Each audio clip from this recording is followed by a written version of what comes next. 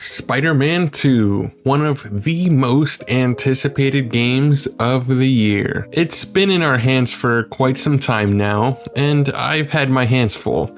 I played through it, then replayed the first game again, and then I've watched other reviews, I've watched playthroughs, and I've seen this game everywhere on the internet I can imagine. It's been hard getting my thoughts down. I've written and rewritten the script more times than I can count. I think it's best if I'm true to myself and speak from the heart.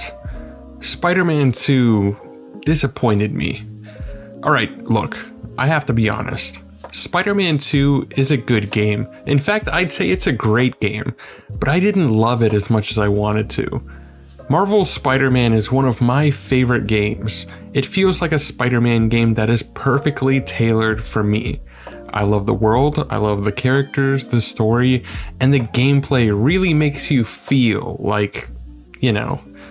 With Spider-Man Miles Morales, the story wasn't anything to write home about, but Insomniac improved on the swinging, the side content, and did a great job of making Miles stand out as his own character and have him be just as compelling as Peter. Spider-Man 2 has great moments, great ideas, and is a technical marvel, but the overall experience comes off as sloppy and rushed. I'm not trying to be a contrarian, I'm not saying this for the clicks, for the views, for the potential of going viral. This is my honest, unfiltered opinion. Spider-Man 2 could have been more. I think recency bias, as well as the use of Venom, will sway people in favor of this game. Kraven the Hunter was marketed to be a huge presence in the game, only for Insomniac to do almost nothing with the character. We all wanted Black Suit Spider-Man, and we got him, only for the story to pass that arc by in just a couple of nights. PlayStation's Insomniac's Marvel's Spider-Man felt less like a passion project and more like the game was filling out a checklist, almost like the story was being made up as it went along, and because of that a lot of characters feel shallow, arcs feel forced, and the emotional weight of the narrative is nowhere near as strong as it was in the previous game. The story is undeniably the weakest part of this game, and that sucks, man. Again, the ideas are there, and the execution of a lot of these ideas is fantastic, but these ideas are constantly overlapping, overshadowing one another, creating a narrative in which we have to get to the next story beat as quickly as possible, rather than lingering on an important moment. This game feels more about the spectacle and less about the people. Spider-Man 1 was all about the people, their motivations, their feelings. We knew these characters inside and out. That final battle with Doc Ock is one of my favorite Spider-Man moments for the emotional depth and the stakes going into it. Fighting Venom in Spider-Man 2, I felt nothing. This is a story about balance. Balance between life and being a superhero. It's a tried and true tale that we've come to expect with Spider-Man. It's a web that's been woven before. Spider-Man is there to help, to protect the people. But all the good Spider-Man puts out into the world results in a worse life for Peter Parker and now for Miles Morales. But is it just me, or wasn't that a major part of the first game? Marvel's Spider-Man delved into the personal struggles between the balance of Peter Parker and Spider-Man, dealing with the impact of his choices on both fronts. The two lines between Spider-Man and Peter blurred as you went through the game. The story was simple, yet effective. We spent time around MJ, Aunt May, Miles, and Otto Octavius as Peter. We got to know the people of New York through Feast, through Yuri. The first game felt really down to earth. Peter Parker truly felt like one of the people, and so helping someone as Spider-Man felt all the more impactful. In Spider-Man 2, that side of New York feels lost. The map is much bigger, but it feels a lot emptier. The story is a lot closer and more personal for Peter, but the lack of a real feel for the people makes him feel all the more disconnected. I don't care for these characters as much as I did the first time around. They all feel like hollow shells of who they were before. The performances are fantastic. Yuri Lowenthal specifically put everything into this performance, but the writing just isn't there. The individual moments are done well, there's some real nice surprises, but the setup feels either forced or non-existent. Martin Lee turning a new leaf and getting redeemed by Miles is an excellent idea.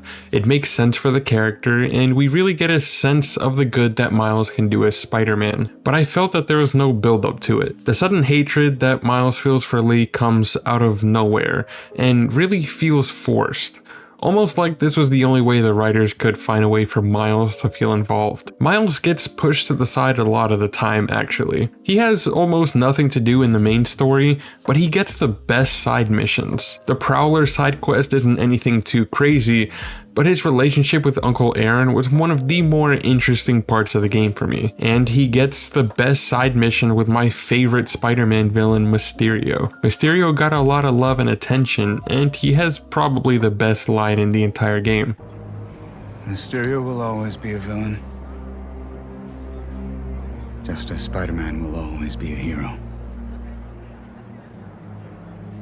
It's when you start looking at the people behind the masks things get messy.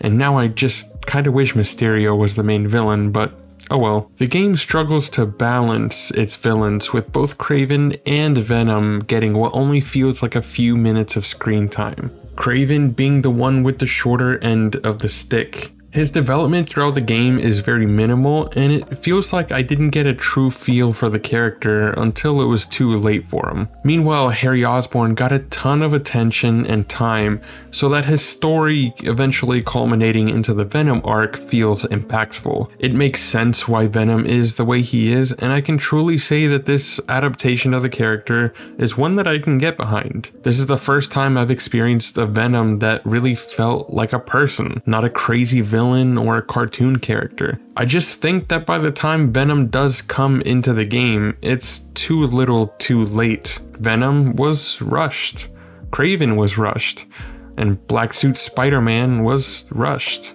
Since the first game, we've all been wanting to see Peter don the black suit, and I think the way he was brought in makes perfect sense. His guilt for not being able to save Aunt May, the stress he feels about not being able to hold down a job, a relationship, not having that balance makes him much more vulnerable to the symbiote, feeds into the idea of wanting to be a better Spider-Man. His downward spiral, his change in attitude, it all works extremely well, but I just wish we could have gotten more of it.